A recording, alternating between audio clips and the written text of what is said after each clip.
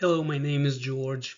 I'm recording this presentation on August 6, 2025. I have about 30 years of experience in automotive industry in various engineering roles, including product development, technical leadership, and systems engineering. I enrolled in this course to strengthen my cybersecurity fundamentals and better understand how these concepts apply in real-world scenarios.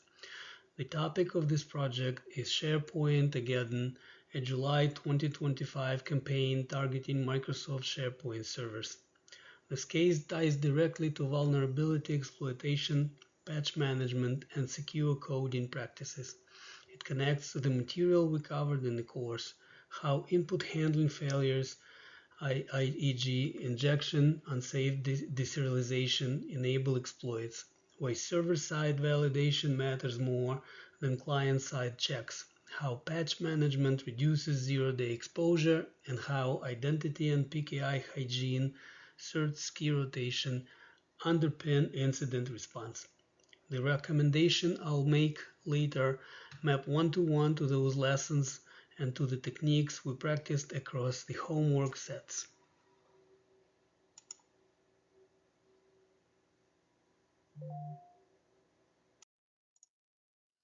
Incident overview. In July 2025, two zero-day vulnerabilities were discovered in on-premises Microsoft SharePoint servers. CVE 2025-53770 was a spoofing flaw that allowed attackers to bypass authentication entirely. And then CVE 2025-53771 was a remote code execution vulnerability caused by unsafe deserialization in a tool shell component. These were exploited by Warlock ransomware group. Victims included government agencies, healthcare, manufacturing, and legal sectors, leading to hundreds of compromises, ransomware deployment, and data theft.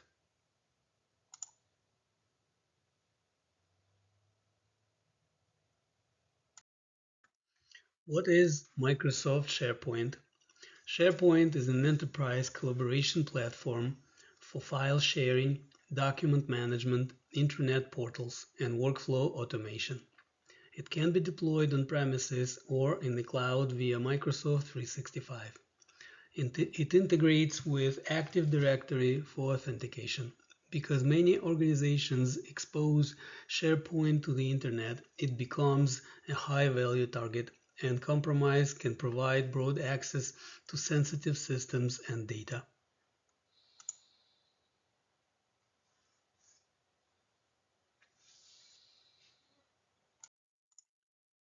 The vulnerabilities. So, CVE 2025-53770 was a spoofing flaw in request handling that allowed bypassing login checks.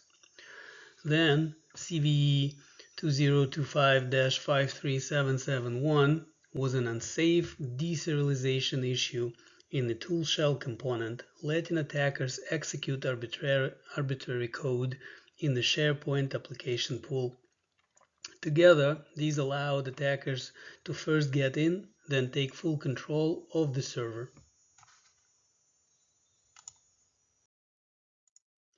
How the attack unfolded.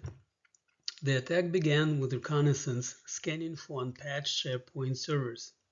Attackers then exploited CVE 2025-53770 to bypass authentication.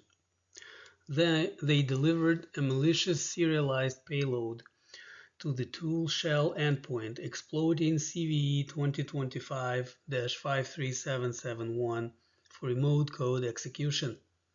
With control established, they deployed a persistent web shell, moved laterally, and deployed ransomware to encrypt data and exfiltrate files. Incident timeline. July 14th, first signs of exploitation. Then July 15th through 16th, incident reported to Microsoft. Then July 17th, CVEs assigned, Microsoft advisory released. July 18th, CISA alert confirmed active exploitation. July 20th, the name SharePoint-ageddon appeared publicly. July 22 through 24th, critical patches released. And then July 25th, over 400 servers compromised worldwide. Impact and scope. Over 400 servers were compromised globally across North America, Europe, and Asia Pacific. Victims included government, healthcare, manufacturing, legal, and financial organizations. The impact included ransomware deployment, data theft, operational disruptions, and the exposure of credentials and API keys. Mitigation and response. Microsoft released KB5002768, KB5002754, and KB5002760 to patch the flaws. Administrators were urged to apply patches immediately, rotate credentials, and scan for persistence such as webshells. Some organizations temporarily blocked public admin access until systems were confirmed secure. Long-term steps included continuous vulnerability scanning, enhanced monitoring, and network segmentation for collaboration tools. Recommendations and course connection. Web application security. This incident is a textbook example of dangerous input handling. Unsafe deserialization sits in the same family as the injection risks we studied, and it reinforces why we escape validate inputs and prefer structured formats with schema checks. Client versus server-side validation. We saw that client checks are bypassable.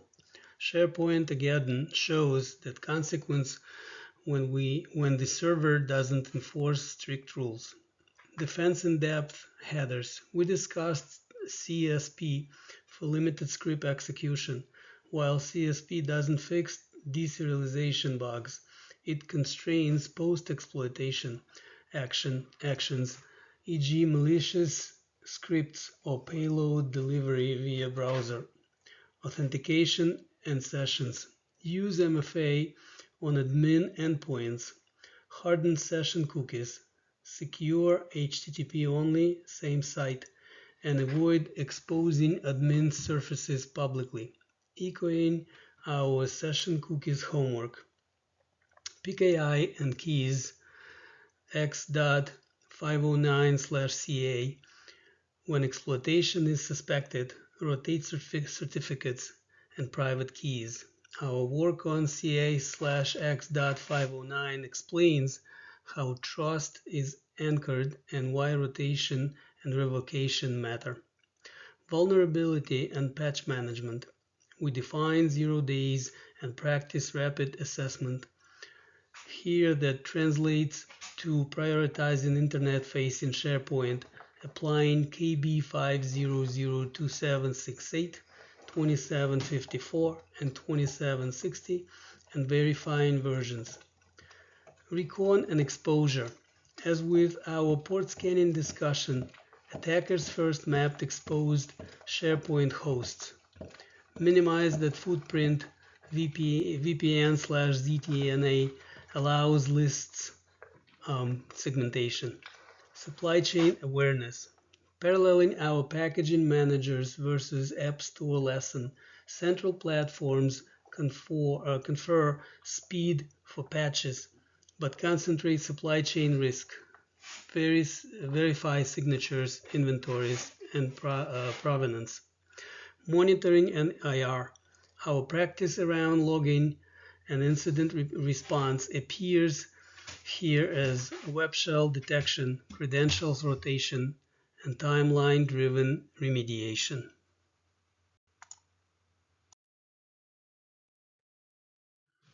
Sources and closing remarks. The SharePoint-ageddon campaign shows how quickly attackers exploit new vulnerabilities. By patching promptly, limiting exposure, and implementing strong security controls, organizations can reduce both risk and impact. Thank you for your time. Here's my primary sources: Microsoft, CISA, and trusted cybersecurity publications. Have a great day.